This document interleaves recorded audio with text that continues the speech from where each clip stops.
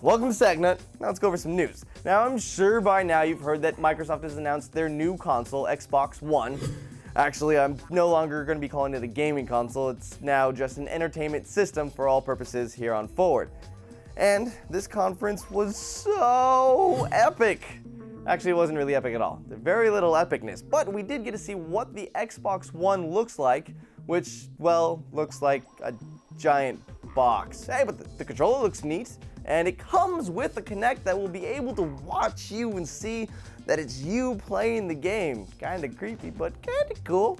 But I say it's an entertainment system because of all the other things it can do. Skype is on there, track your fantasy league and football, that's pretty awesome, smart glass capabilities, yada yada yada. Stuff people might say gamers don't really care much about, but let's not get that jaded, people. This Xbox One is looking very impressive with all of its features.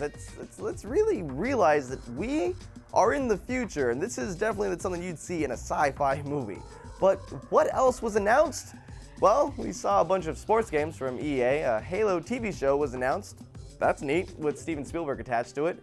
And that actually is pretty badass. If you saw Forward Unto Dawn, we could be on something good here. And there's a bunch of footage from Call of Duty Ghosts. Now, say what you will about the franchise, but the story is always epic in these games, and they sell a lot. This looks like it'll be right up there with the past titles, so no big surprise there.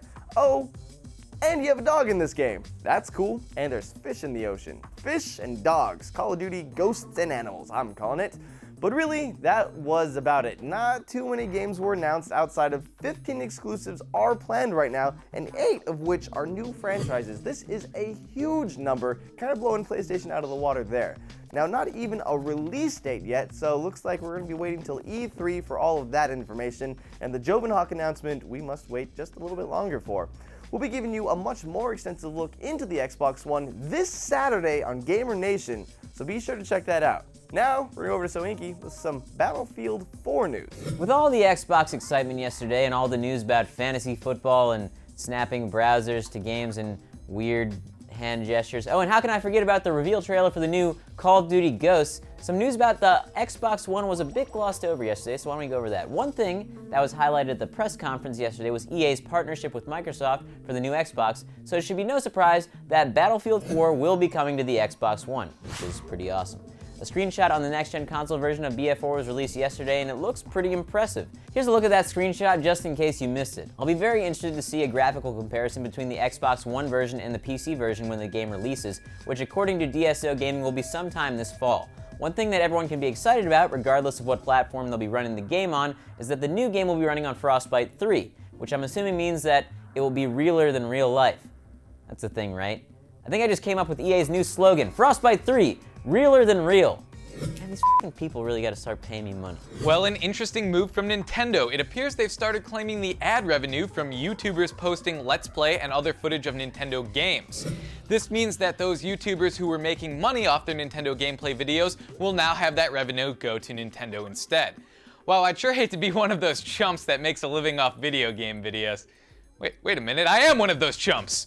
Seriously, what are you doing, Nintendo? Are you trying to piss off every YouTuber in the world and make them not want to play your games online anymore? Let me explain how this works. Basically, when a YouTuber makes a Nintendo video, they're giving you a free advertisement for that game. So what you're saying is, hey, stop advertising our games for free. You have to pay to do that. You see how stupid you sound now, Nintendo?